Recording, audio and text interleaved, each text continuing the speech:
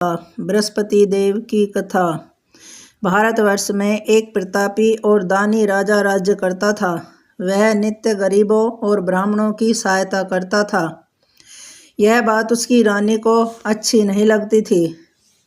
वह न गरीबों को दान देती थी और न भगवान का पूजन करती थी, और राजा को भी दान देने से मना किया करती थी। एक दिन राजा शिकार खेलने वन को गए तो रानी महल में अकेली थी। उसी समय बृहस्पति देव साधु के वेश में राजा के महल में भिक्षा के लिए आ गए और भिक्षा मांगी। रानी ने भिक्षा देने से इनकार किया और कहा कि हे साधु महाराज, मैं तो दान पुण्य से तंग आ गई हूँ। मेरा पति सारा दिन धन लुटाते रहते हैं। मेरी इच्छा है कि हमारा धन नष्ट हो जाए, फिर न तो रहेगा बाँस और न बजेगी बांसुरी। साधु ने कहा कि हे देवी, तुम तो बड़ी विचित्र हो। धन संतान तो सभी चाहते हैं, पुत्र और लक्ष्मी तो पापी के घर भी होने चाहिए। यदि तुम्हारे पास धन अधिक है तो भूखों को भोजन कराओ, प्यासों के लिए प्याव बनवाओ और मुसाफिरों के लिए धर्मशालाएं खुलवाओ। जो निर्धन अपनी कुंवारी कन्याओं का विवाह नहीं कर सकते, उनका विवाह करवाओ। ऐसे और कई काम हैं जिनके करने से तुम्हारा यश परलोक और लोक में दोनों में फैलेगा। परंतु रानी पर उपदेश का कोई प्रभाव नहीं पड़ा। वह बोली कि हे महाराज, आप मुझे कुछ न समझाएं। मैं ऐसा धन नहीं चाहती जो हर जगह बांटती फिरूं। साधु ने उत्तर दिया, यदि तुम्हारी ऐसी इच्छा है तो तथास्तु। तुम ऐसा करना कि बृहस्पतिवार को घर लीपकर पीली मिट्टी से अपना सिर धोकर स्नान करना और भट्टी चढ़ाकर कपड़े धोना। ऐसा करने से आपका सारा धन नष्ट हो जाएगा। इतना कहकर वह साधु महाराज वहाँ से अलोप हो गए।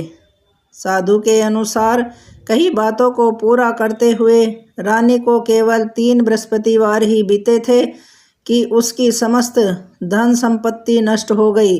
भोजन के लिए राजा का परिवार तरसने लगा।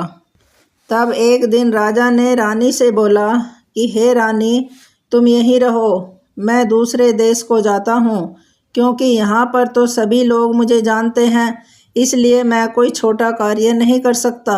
ऐसा कहकर राजा परदेश चला गया। वहाँ वह जंगल से लकड़ी काट कर लाता और शहर में बेचता था। इस तरह वह अपना जीवन व्यतीत करने लगा। इधर राजा के परदेश जाते ही रानी और दासी दुखी रहने लगे। एक बार जब रानी और दासी को 7 दिन तक बिना भोजन के रहना पड़ा तो रानी ने अपनी दासी से कहा कि हे दासी, पास ही के नगर में मेरी बहन रहती है। वह बड़ी ही धनवान है। तुम उसके पास जाओ और कुछ लेकर आओ ताकि थोड़ी बहुत गुजर बसर हो जाए। दासी रानी की बहन के पास गई। उस दिन गुरुवार था और रानी की बहन उस समय बृहस्पतिवार व्रत की कथा सुन रही थी। दासी ने रानी की बहन को अपनी रानी का संदेश दिया, लेकिन रानी की बड़ी बहन ने कोई उत्तर नहीं दिया। जब दासी को रानी की बहन से कोई उत्तर नहीं मिला तो वह बहुत दुखी हुई और उसे क्रोध भी आया। दासी ने वापस आकर रानी को सारी बात बता दी। सुनकर रानी ने अपने भाग्य को कोसा। उधर रानी की बहन ने सोचा कि मेरी बहन की दासी आई थी, परंतु मैं उससे नहीं बोली। इससे वह बहुत दुखी हुई और कथा सुनकर और पूजन समाप्त करके वह अपनी बहन के घर आई और कहने लगी कि हे बहन, मैं बृहस्पतिवार का व्रत कर रही थी। तुम्हारी दासी मेरे घर आई थी, परंतु जब तक कथा पूरी होती तब तक वह न तो उठते हैं और न बोलते हैं, इसलिए मैं नहीं बोली। कहो दासी क्यों गई थी? रानी बोली कि बहन, तुमसे क्या छिपाऊं, सारे घर में खाने तक को अनाज भी नहीं है। ऐसा कहते कहते रानी की आंखें भर आईं। उसने दासी समेत पिछले 7 दिनों से भूखे रहने तक की बात अपनी बहन को विस्तार पूर्वक सुना दी। रानी की बहन बोली कि देखो बहन, भगवान बृहस्पति देव सबकी मनोकामना को पूर्ण करते हैं। देखो, शायद तुम्हारे घर में भी अनाज रखा हो। पहले तो रानी विश्वास नहीं कर पा रही थी, पर बहन के आग्रह करने पर उसने अपनी दासी को अंदर भेजा तो उसे सचमुच अनाज से भरा एक घड़ा मिल गया। यह देखकर दासी को बड़ी हैरानी हुई। दासी रानी से कहने लगी कि हे रानी, जब हमको भोजन नहीं मिलता तो हम व्रत ही तो करते हैं, इसलिए क्यों न इनसे व्रत और कथा की विधि पूछ लें ताकि हम भी व्रत कर सकें। तब रानी ने अपनी बहन से बृहस्पतिवार व्रत के बारे में पूछा। तब उसकी बहन ने बताया कि बृहस्पतिवार के व्रत में चने की दाल और मुनक्का से विष्णु भगवान का केले की जड़ में पूजन करते हैं तथा दीपक जलाते हैं, व्रत कथा सुनते हैं और पीला भोजन ही करते हैं।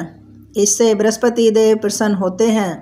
व्रत और पूजन विधि बताकर रानी की बहन अपने घर को लौट आई। 7 दिन के बाद जब गुरुवार आया तो रानी और दासी ने व्रत रखा। घुड़साल में जाकर चना और गुड़ लेकर आई, फिर उससे केले की जड़ तथा विष्णु भगवान का पूजन किया। अब रानी सोचने लगी कि पीला भोजन कहाँ से आए। इस बात को लेकर दोनों बहुत दुखी थे। चूँकि उन्होंने व्रत रखा था, इसलिए बृहस्पति देव उनसे प्रसन्न थे। इसलिए वे एक साधारण व्यक्ति का रूप धारण कर 2 थालों में सुंदर पीला भोजन लेकर दासी को दे गए। भोजन पाकर दासी प्रसन्न हुई और फिर रानी के साथ मिलकर भोजन ग्रहण किया। उसके बाद वे सभी गुरुवार को व्रत और पूजन करने लगीं। बृहस्पति भगवान की कृपा से उनके पास फिर से धन संपत्ति आ गई, परंतु रानी फिर से पहले की तरह ही आलस्य करने लगी। तब दासी बोली, देखो रानी, तुम पहले भी इस प्रकार आलस्य किया करती थी।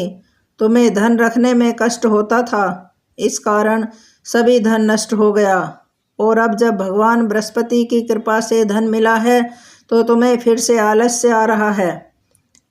रानी को समझते हुए देर नहीं लगी और वह अपनी दासी से कहने लगी, बड़ी मुसीबतों के बाद हमने यह धन पाया है, इसलिए हमें दान पुण्य करना चाहिए। दासी बोली, भूखे मनुष्यों को भोजन कराना चाहिए और धन को शुभ कार्यों में खर्च करना चाहिए, जिससे तुम्हारे कुल का यश बढ़ेगा, स्वर्ग की प्राप्ति होगी और पितृ प्रसन्न होंगे। दासी की बात मानकर रानी अपना धन शुभ कार्यों में खर्च करने लगी, जिससे पूरे नगर में उसका यश फैलने लगा।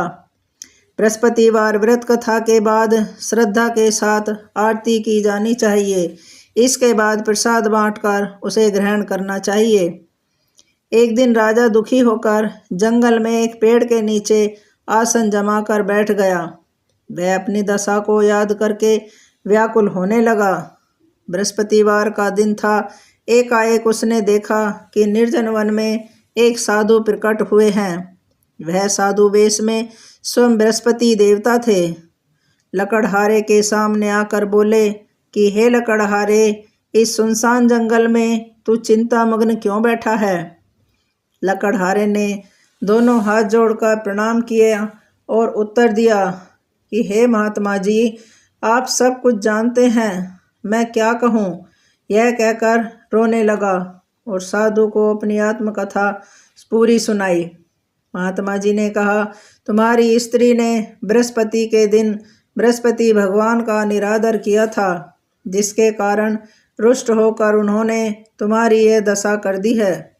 अब तुम चिंता को दूर करके मेरे कहने पर चलो तो तुम्हारे सब कष्ट दूर हो जाएंगे और भगवान पहले से भी अधिक संपत्ति देंगे। तुम बृहस्पति के दिन कथा किया करो। 2 पैसे के चने मुनक्खा लाकर उसका प्रसाद बनाओ और शुद्ध जल से लोटे में शक्कर मिलाकर अमृत तैयार करो। कथा के पश्चात अपने सारे परिवार और सुनने वाले प्रेमियों में अमृत व प्रसाद बांटकर आप भी ग्रहण करो। ऐसा करने से भगवान तुम्हारी सब मनोकामनाएं पूरी करेंगे। साधु के ऐसे वचन सुनकर लकड़हारा बोला कि हे प्रभु, मुझे लकड़ी बेचकर इतना पैसा नहीं मिलता जिससे भोजन के उपरांत कुछ बचा सकूं। मैंने रात्रि में अपनी स्त्री को व्याकुल देखा है।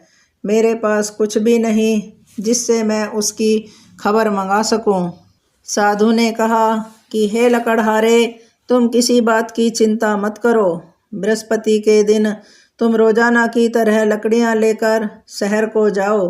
तुमको रोज से दुगना धन प्राप्त होगा, जिससे तुम भली भांति भोजन कर लोगे तथा बृहस्पति देव की पूजा का सामान भी आ जाएगा। इतना कहकर साधु अंतर्ध्यान हो गए। धीरे धीरे समय व्यतीत होने पर फिर वही बृहस्पतिवार का दिन आया। लकड़हारा जंगल से लकड़ी काटकर किसी शहर में बेचने को गया। उसे उस दिन और दिन से अधिक धन और पैसा मिला। राजा ने चना, गुड़ आदि लाकर गुरुवार का व्रत किया।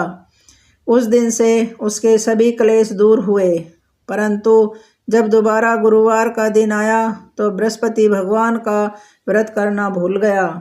इस कारण बृहस्पति भगवान नाराज हो गए। उस दिन उस नगर के राजा ने विशाल यज्ञ का आयोजन किया तथा शहर में यह घोषणा करा दी कि कोई भी मनुष्य अपने घर में भोजन न बनावे, न आग जलावे। समस्त जनता मेरे यहाँ भोजन करने आएगी। इस आज्ञा को जो न मानेगा उसे फांसी की सजा दी जाएगी। इस तरह की घोषणा संपूर्ण नगर में करवा दी गई थी। राजा की आज्ञा अनुसार शहर के सभी लोग भोजन करने गए हुए थे, लेकिन लकड़हारा कुछ देर से पहुंचा, इसलिए राजा उसको अपने साथ घर ले गए और ले जाकर भोजन करा रहे थे तो रानी की दृष्टि उस खूंटी पर टंगी जिस पर उसका हार लटका हुआ था। वह वहाँ पर दिखाई नहीं दिया। रानी ने निश्चय किया कि मेरा हार इस मनुष्य ने चुरा लिया है। उसी समय सिपाहियों को बुलाकर उसको कारागार में डलवा दिया। जब लकड़हारा कारागार में पड़ गया और बहुत दुखी होकर विचार करने लगा कि न जाने कौन से पूर्व जन्म के कर्म से मुझे यह दुख प्राप्त हुआ है, और उसी साधु को याद करने लगा जो कि जंगल में मिला था। उसी समय तत्काल बृहस्पति देव साधु के रूप में प्रकट हुए और उसकी दशा को देखकर कहने लगे, अरे मूर्ख, तूने बृहस्पति देव की कथा नहीं करी थी, इस कारण तुझे दुख प्राप्त हुआ है। अब चिंता मत कर। बृहस्पतिवार के दिन कारागार के दरवाजे पर 4 पैसे पड़े मिलेंगे। उनसे तू बृहस्पति देव की पूजा करना, तेरे सभी कष्ट दूर हो जाएंगे। बृहस्पति के दिन उसे 4 पैसे पड़े हुए मिले। लकड़हारे ने कथा कही। उसी रात्रि को बृहस्पति देव ने उस नगर के राजा को स्वप्न में आकर कहा कि हे राजन, तूने जिस आदमी को कारागार में बंद किया है वह निर्दोष है, वह राजा है, उसे छोड़ देना। रानी का हार उसी खूंटी पर लटका है। अगर तू ऐसा नहीं करेगा तो मैं तेरे राज्य को नष्ट कर दूंगा। इस तरह रात्रि के स्वप्न को देखकर राजा प्रातःकाल उठा और खूंटी पर हार देखकर लकड़हारे को बुलाकर क्षमा मांगी तथा लकड़हारे को योग्य सुंदर वस्त्र आभूषण देकर विदा किया। बृहस्पति देव की आज्ञा अनुसार लकड़हारा अपने नगर को चला गया। राजा जब अपने नगर के निकट पहुंचा तो उसे बड़ा आश्चर्य हुआ। नगर में पहले से अधिक बाग, तालाब, कुएं तथा बहुत सी धर्मशाला, मंदिर आदि बने हुए थे। राजा ने पूछा कि यह किसका बाग और धर्मशाला है? तब नगर के सब लोग कहने लगे, यह सब रानी और बांदी के हैं। तो राजा को आश्चर्य हुआ और गुस्सा भी बहुत आया। जब रानी ने यह खबर सुनी कि राजा आ रहे हैं तो उन्होंने बांदी से कहा कि हे दासी, देख, राजा हमको कितनी बुरी हालत में छोड़कर गए थे। हमारी ऐसी हालत देखकर वह लौट ना जाएं, इसलिए तू दरवाजे पर खड़ी होना। आज्ञा अनुसार दासी दरवाजे पर खड़ी हो गई। राजा आए तो उन्हें अपने साथ लिवा लेकर गई। तब राजा ने क्रोध करके अपनी रानी से पूछा कि यह धन तुम्हें कैसे प्राप्त हुआ है? तब उन्होंने कहा कि हमें यह धन सब बृहस्पति देव के इस व्रत के प्रभाव से प्राप्त हुआ है। राजा ने निश्चय किया कि 7 रोज बाद तो सभी बृहस्पति देव का पूजन करते हैं, परंतु मैं तो प्रतिदिन दिन में 3 बार कहानी तथा रोज व्रत किया करूँगा। अब हर समय राजा के दुपट्टे में चने की दाल बंधी रहती थी तथा दिन में 3 बार कहानी कहता था। एक रोज राजा ने विचार किया कि चलो अपनी बहन के यहाँ होकर आते हैं। इस तरह निश्चय कर राजा घोड़े पर सवार होकर अपनी बहन के यहाँ को जाने लगा। मार्ग में उसने देखा कि कुछ आदमी एक मुर्दे को लिए जा रहे हैं। उन्हें रोककर राजा कहने लगा, अरे भाइयों, मेरी बृहस्पति देव की कथा सुन लो। वे बोले, लो, हमारा तो आदमी मर गया और इसको अपनी कथा की पड़ी है। परंतु कुछ आदमी बोले, अच्छा कहो, हम तुम्हारी कथा भी सुनेंगे। राजा ने दाल निकाली और जब आधी कथा पूरी हुई कि मुर्दा हिलने लगा और जब कथा समाप्त हो गई तो राम राम करके वह मनुष्य उठकर खड़ा हो गया। आगे मार्ग में उसे एक किसान खेत में हल चलाता मिला। राजा ने उसे देखा और उससे बोला, अरे भैया, तुम मेरी बृहस्पतिवार की कथा सुन लो। किसान बोला, जब तक मैं तेरी कथा सुनूंगा तब तक 4 हरैया जोत लूँगा। जा, अपनी कथा किसी और को सुनाना। इस तरह राजा आगे को चलने लगा। राजा के हटते ही बैल पछाड़ खाकर गिर गए तथा किसान के पेट में भी बड़ी जोर का दर्द होने लगा। तब उसी समय उसकी माँ रोटी लेकर खेत पर आ गई। उसने जब यह देखा तो अपने पुत्र से सब हाल पूछा और बेटे ने सभी हाल कह सुनाया। तो बुढ़िया दौड़ी दौड़ी उस घुड़सवार के पास गई और उससे बोली कि मैं तेरी कथा सुनूंगी, तू अपनी कथा मेरे खेत पर चलकर ही कहना। राजा ने बुढ़िया के खेत पर जाकर कथा कही, जिसके सुनते ही वह बैल उठकर खड़े हो गए तथा किसान के पेट का दर्द भी बंद हो गया। राजा अपनी बहन के घर पहुंचा। बहन ने भाई की खूब मेहमान नवाजी की। दूसरे रोज प्रातःकाल राजा उठा तो वह देखने लगा कि सब लोग भोजन कर रहे हैं। राजा ने अपनी बहन से कहा, ऐसा कोई मनुष्य है जिसने भोजन नहीं किया हो, मेरी बृहस्पतिवार की कथा सुन ले। तब बहन बोली कि हे भैया, यह देश ऐसा ही है कि पहले यहाँ लोग भोजन करते हैं और बाद में अन्य काम करते हैं। अगर कोई पड़ोस में हो तो मैं देख कर आती हूँ। वह ऐसा कहकर देखने को चल पड़ी, परंतु उसे कोई ऐसा व्यक्ति नहीं मिला जिसने भोजन न किया हो। अतः वे कुम्हार के घर गई, जिसका लड़का बीमार था। उसे मालूम हुआ कि उनके यहाँ 3 रोज से किसी ने भोजन नहीं किया है। रानी ने अपने भाई की कथा सुनने के लिए कुम्हार से कहा और वह कुम्हार तैयार हो गया। राजा ने जाकर बृहस्पतिवार की कथा सुनाई, जिसको सुनकर उसका लड़का ठीक हो गया। अब तो राजा की प्रशंसा होने लगी। एक रोज राजा ने अपनी बहन से कहा कि हे बहन, हम अपने घर को जाएंगे, तुम भी तैयार हो जाओ। राजा की बहन ने अपनी सास से कहा। सास ने कहा, हाँ चली जा, परंतु अपने लड़कों को मत लेकर जाना, क्योंकि तेरे भाई के कोई औलाद नहीं है। बहन ने अपने भैया से कहा कि हे भैया, मैं तो चलूँगी, पर कोई बालक नहीं जाएगा। राजा बोला, जब कोई बालक ही नहीं चलेगा तब तुम भी क्या करोगी, तुम भी यहीं रहो। बड़े दुखी मन से राजा अपने नगर को लौट आया। राजा ने अपनी रानी से कहा कि हम निर्वंशी हैं, हमारा मुँह देखने का धर्म नहीं है और कुछ भोजन आदि नहीं किया। रानी बोली कि हे प्रभु, बृहस्पति देव ने हमें सब कुछ दिया है, वह हमें औलाद भी अवश्य ही देंगे। उसी रात को बृहस्पति देव ने राजा से स्वप्न में कहा कि हे राजा, उठ, सभी सोच त्याग दे, तेरी रानी गर्भ से है। राजा की यह बात सुनकर बड़ी खुशी हुई। 9वें महीने में उसके गर्भ से एक सुंदर पुत्र पैदा हुआ। जब राजा बोला कि हे रानी, स्त्री बिना भोजन के रह सकती है, पर बिना कहे नहीं रह सकती। जब मेरी बहन आवे तो मुझसे कुछ मत कहना। रानी ने सुनकर हाँ कर दिया। जब राजा की बहन ने यह शुभ समाचार सुना तो वह बहुत खुश हुई तथा बधाई लेकर अपने भाई के यहाँ पहुँची। तभी रानी ने कहा, घोड़ा चढ़कर तो नहीं आई, गधा चढ़कर आई है। राजा की बहन बोली कि भाभी, मैं अगर इस प्रकार न कहती तो तुम्हें औलाद कैसे मिलती।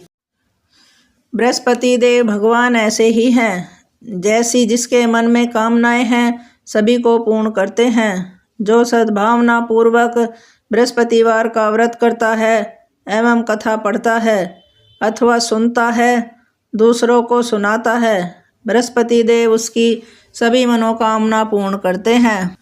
भगवान बृहस्पति देव सदैव उसकी रक्षा करते हैं। संसार में जो मनुष्य सद्भावना से भगवान जी का पूजन व्रत सच्चे हृदय से करते हैं तो उनकी सभी मनोकामनाएं पूर्ण करते हैं।